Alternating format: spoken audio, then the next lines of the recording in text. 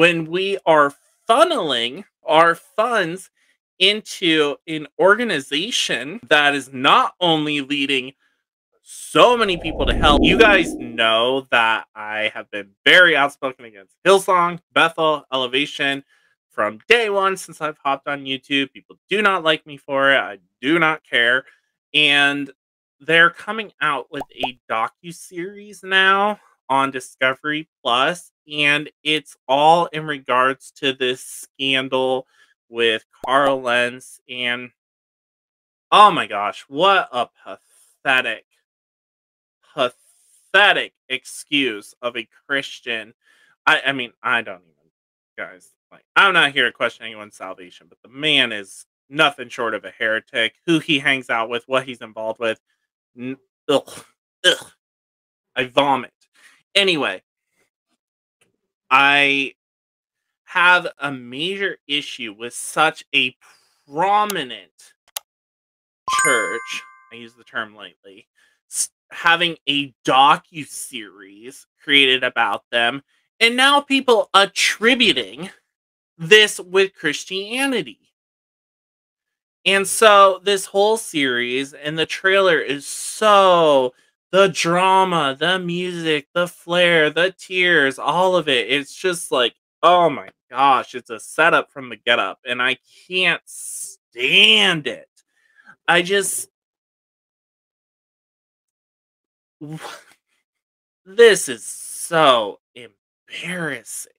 Like, the the people we are letting step up and be the face of Christianity are the ones that are involved with all sorts of wickedness and stupidity.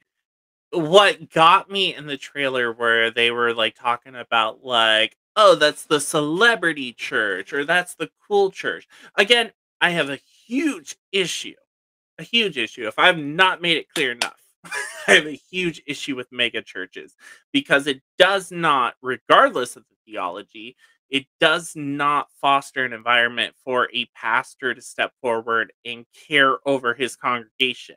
There is no pastor in the world that can sit there. There's no way that Joel Osteen knows all 10,000 members of his congregation. There is no way that Carl Lentz could step forward and, you know, be able to minister to everybody that showed up at Hillsong.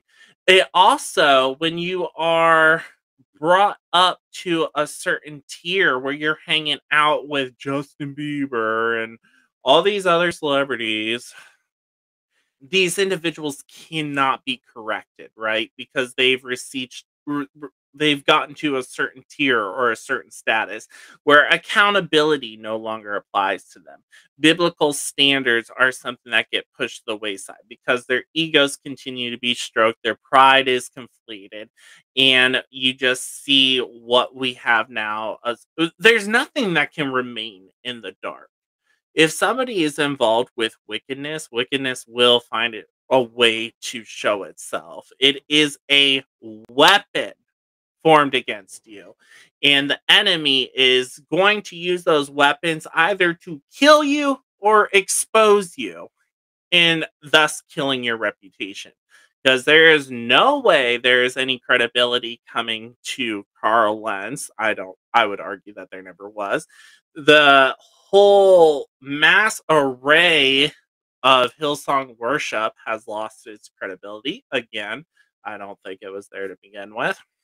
But even that trickles down to Christianity because we are just saying, yeah, they're Christian, or maybe we don't think they're Christian, but we're still buying their music. We're still watching their videos on YouTube.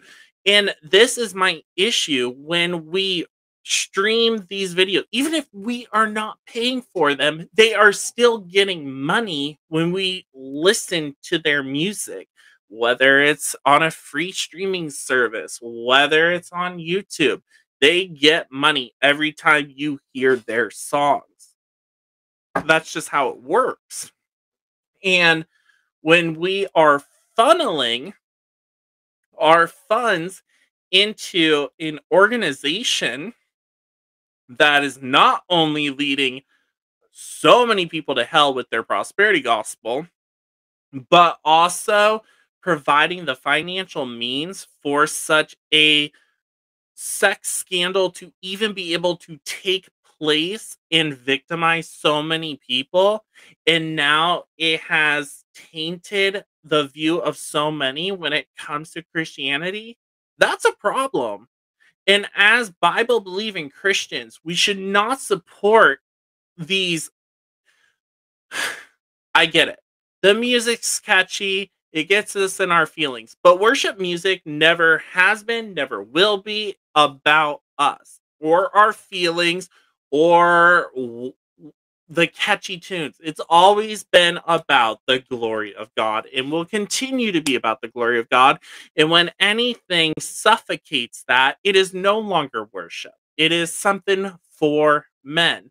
And I think we deceive ourselves a lot of time by partaking in these things and saying that, oh, this is really for God. But we know deep down that it's really for us because when we're sitting there singing songs like Reckless Love of God, how is that giving praise to God?